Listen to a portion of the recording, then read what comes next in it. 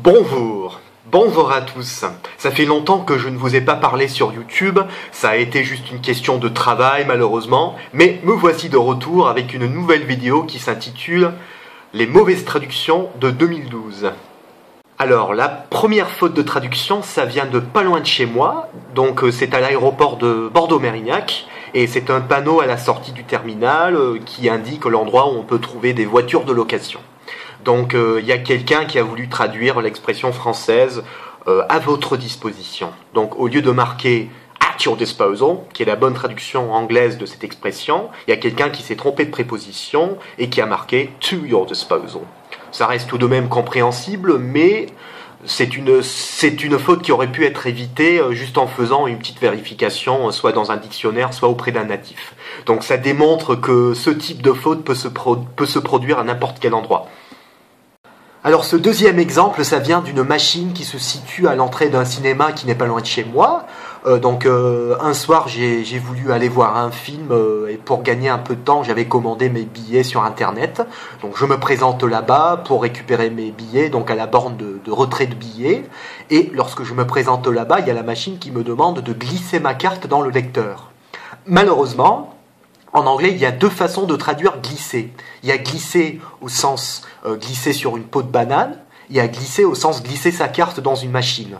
Donc la personne qui a traduit ce message s'est trompée de verbe et qui a choisi le verbe qui veut dire glisser sur une peau de banane. Donc au lieu de dire slip your card in the machine, ils auraient dû mettre swipe your card in the machine. Alors cette troisième traduction, ça vient d'un village de vacances qui n'est pas loin de la mer. Donc c'est un village de vacances qui accueille bien sûr des gens du monde entier, donc des anglophones. Et sur le site, ils ont placé un certain nombre de pots de fleurs comme celui-ci qui servent de cendrier.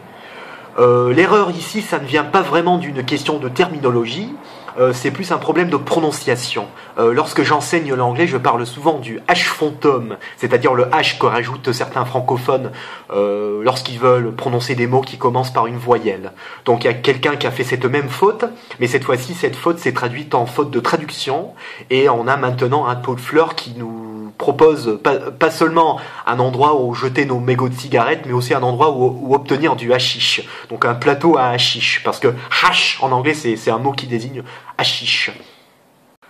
Alors ce dernier exemple n'est pas seulement ma mauvaise traduction préférée de 2012, mais aussi ma mauvaise traduction préférée de tous les temps. Ça vient d'un restaurant dont je ne vais pas dire le nom, mais c'est un restaurant qui propose un certain nombre de salades, dont une au manchon de canard. Alors mesdames, vous savez que le manchon, ça peut être soit une partie d'un oiseau, soit un vêtement qu'on met autour des bras. Donc la personne qui a voulu traduire ce plat est allée dans un premier temps sur Internet pour savoir comment dire manchon en anglais. Malheureusement, la personne est tombée sur la mauvaise traduction et a choisi la version qui veut dire le vêtement. Donc, on a un plat qui nous propose mouth of duck. Malheureusement, mouth a une deuxième signification en anglais, ça veut dire aussi le sexe féminin. Donc voilà un plat qui nous propose une salade de foufounes de canard.